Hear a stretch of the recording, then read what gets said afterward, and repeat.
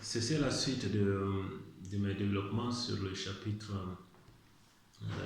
concernant euh, le chapitre 2, concernant les conditions, le chapitre 1 de la deuxième partie, pardon, concernant les conditions d'exercice du commerce. Donc, dans la première vidéo de cette partie, donc en réalité, dans la seconde vidéo, j'avais évoqué les conditions de fond, donc en rappel et de façon briève.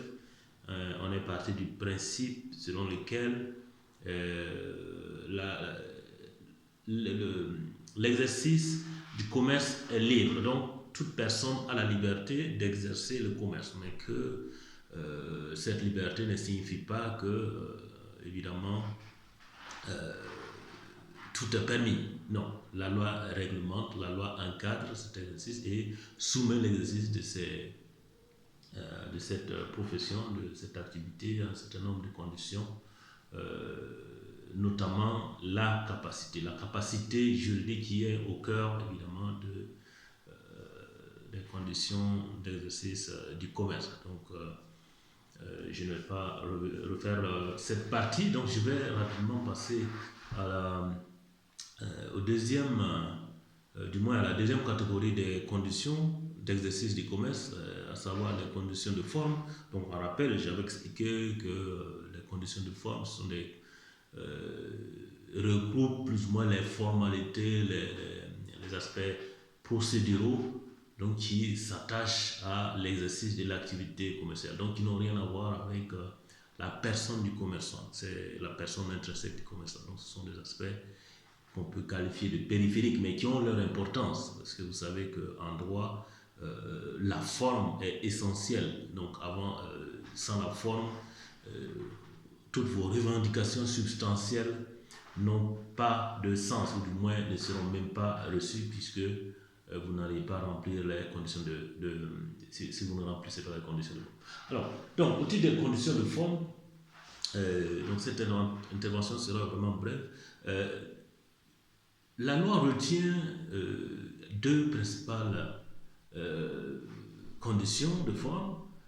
La première étant l'immatriculation au registre du commerce et du crédit immobilier. Donc c'est une condition formelle à l'exercice de l'activité commerciale. Donc je reviendrai naturellement sur le développement, enfin avec plus de détails.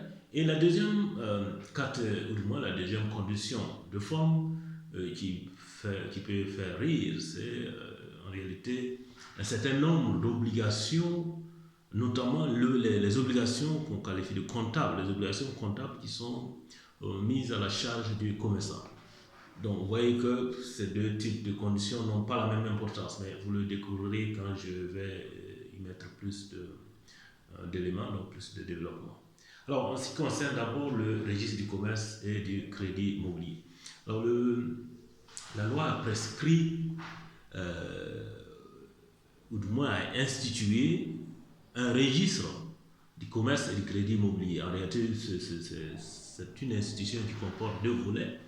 Le premier volet, c'est le registre du commerce. En réalité, c'est un répertoire, c'est le répertoire des commerçants. Et le deuxième volet, c'est le registre du crédit immobilier. Le crédit immobilier, c'est l'ensemble on va dire, des créances et des dettes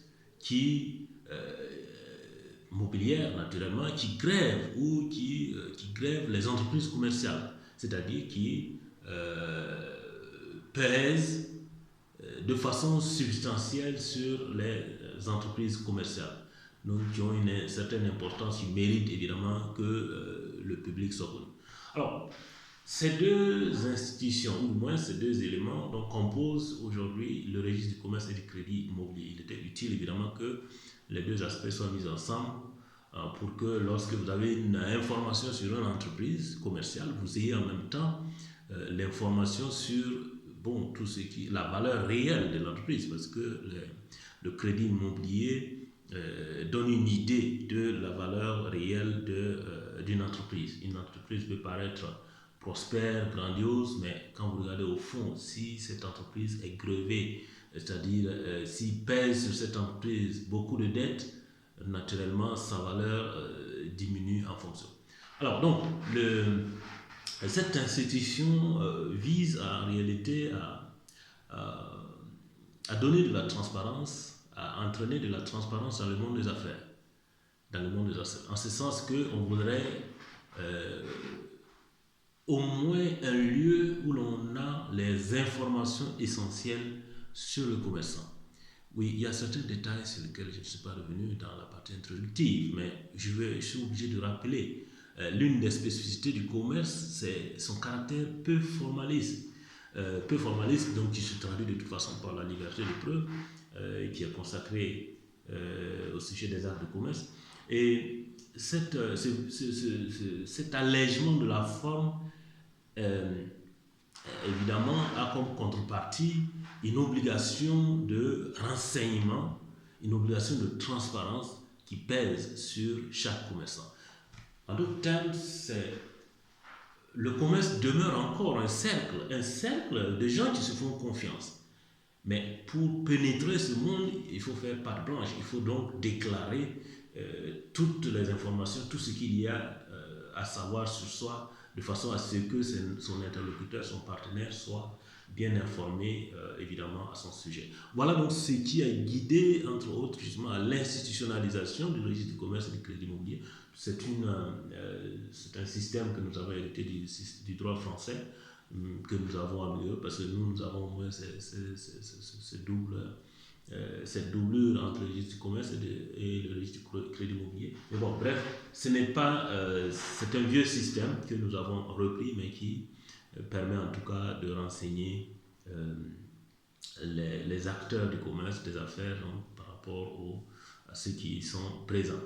Alors, mais c'est quoi au fond?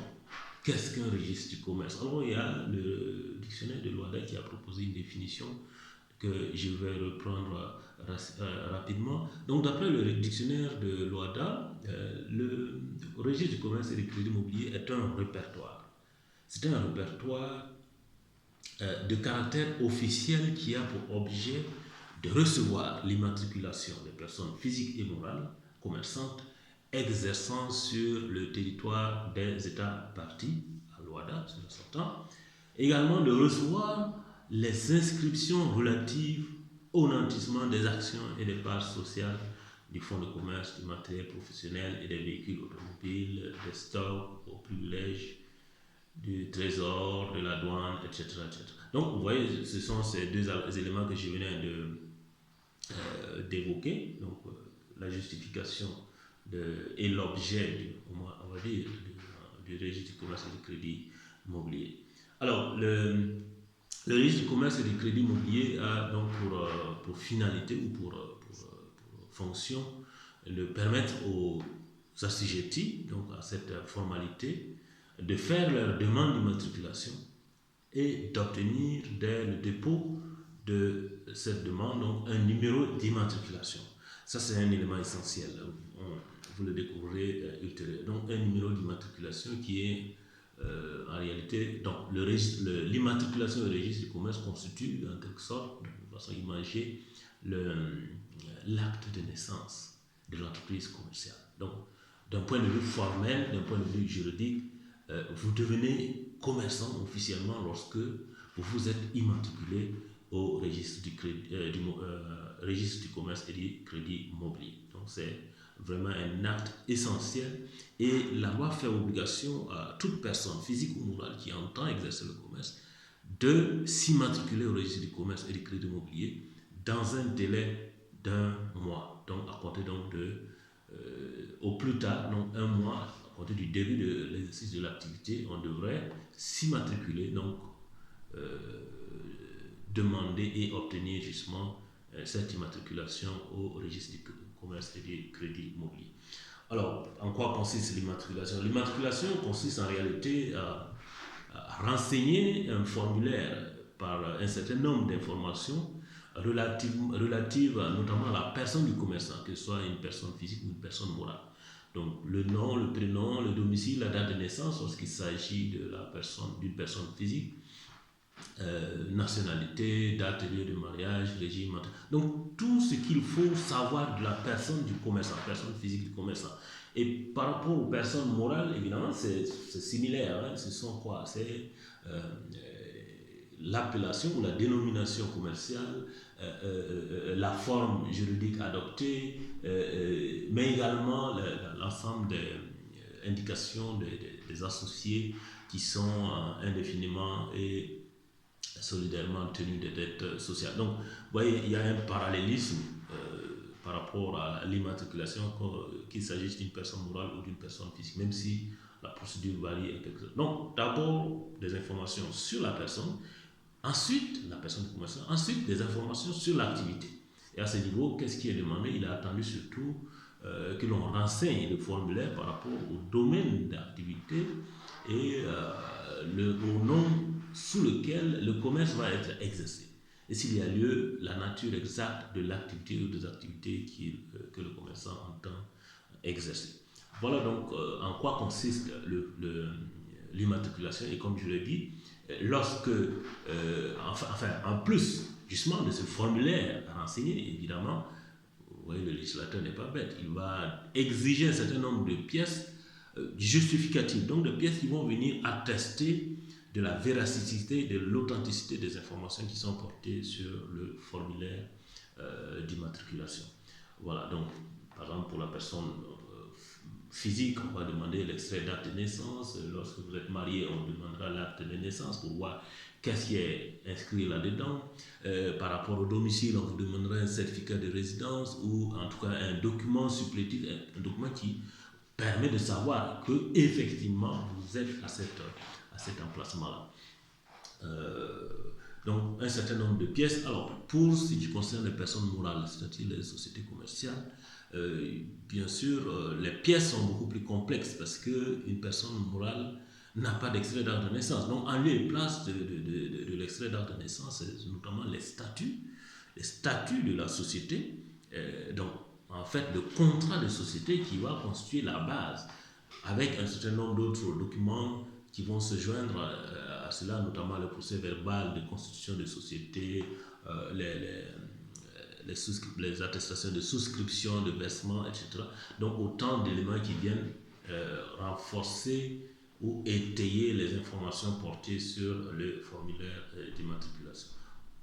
Voilà donc pour ce qui concerne la procédure. Alors quels sont les effets? L'effet principal de l'immatriculation, je l'ai dit tout à l'heure, c'est de conférer officiellement la qualité de commerçant à la personne qui accomplit la formalité.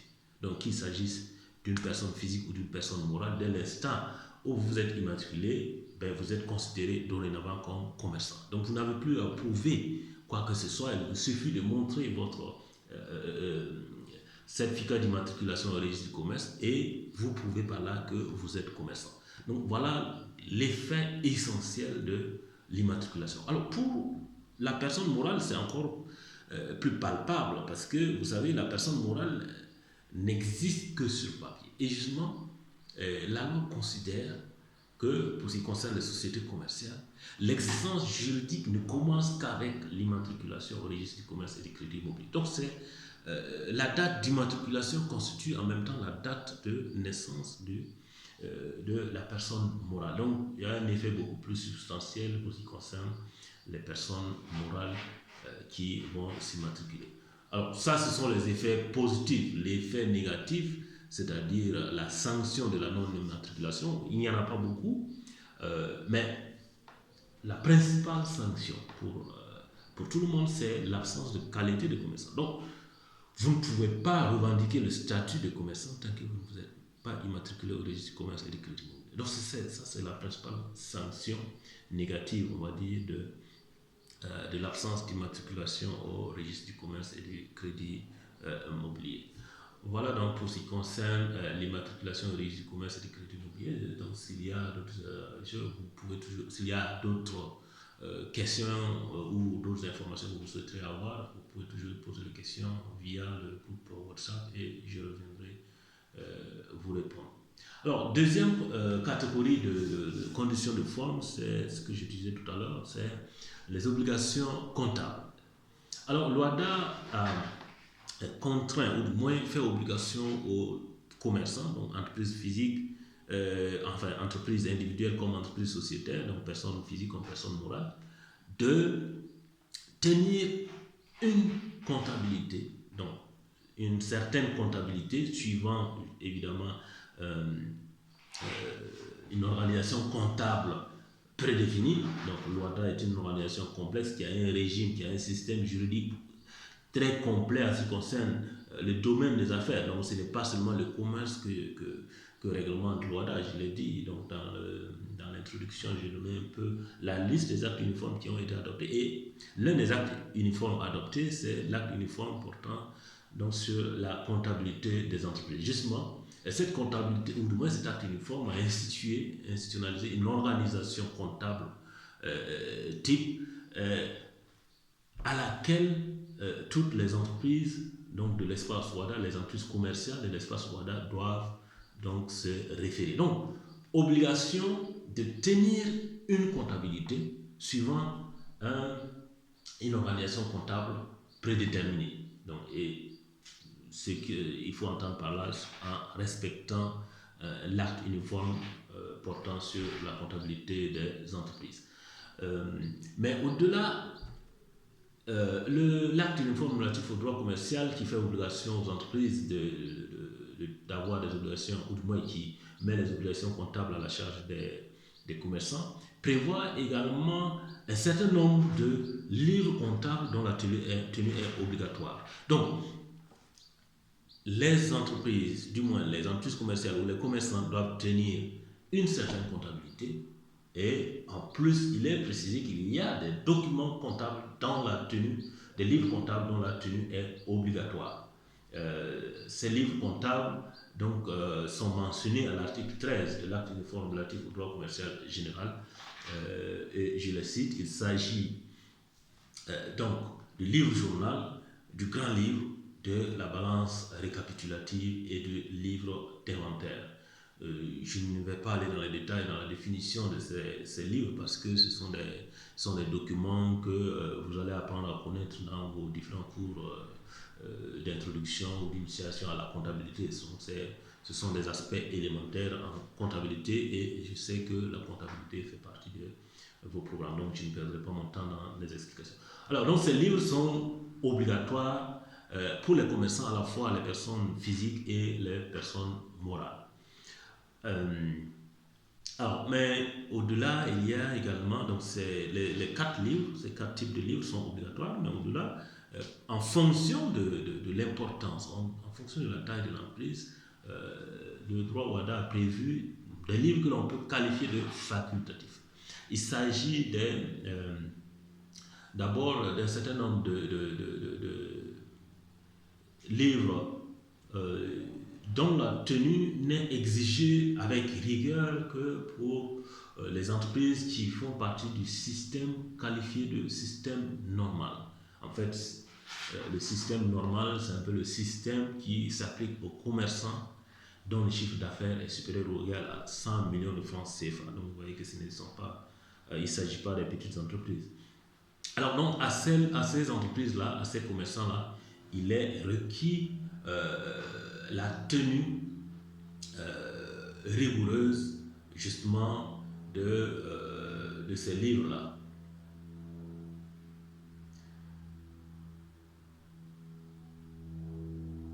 Alors il y a d'autres entreprises, notamment les entreprises que l'on peut qualifier de moyennes et les petites entreprises, donc les entreprises qui relèvent tour à tour du système dit allégé, donc qui s'applique aux entreprises dont le chiffre d'affaires est en dessous du seuil requis pour le système normal, mais au-dessus du seuil des entreprises soumises au système minimal, donc c'est un peu les entreprises moyennes, et les entreprises du système minimal de trésorerie.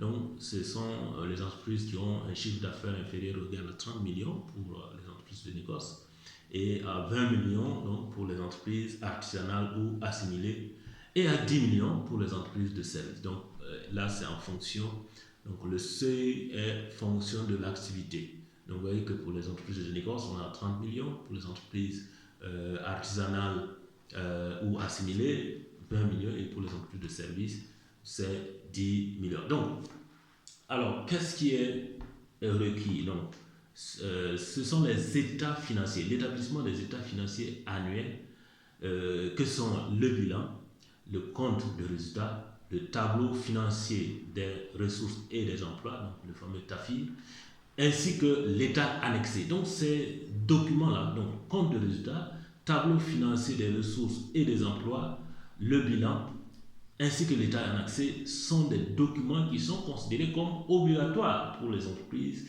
qui relèvent du système normal, donc on appelle les grandes entreprises. Alors, les entreprises moyennes font ce qu'elles peuvent et pour les autres, il n'est pas exigé une tenue rigoureuse de ces livres comptables. Donc voilà en gros les conditions qui pèsent sur les commerçants, personnes physiques comme personnes morales, donc à la fois les conditions de fond et les conditions de forme.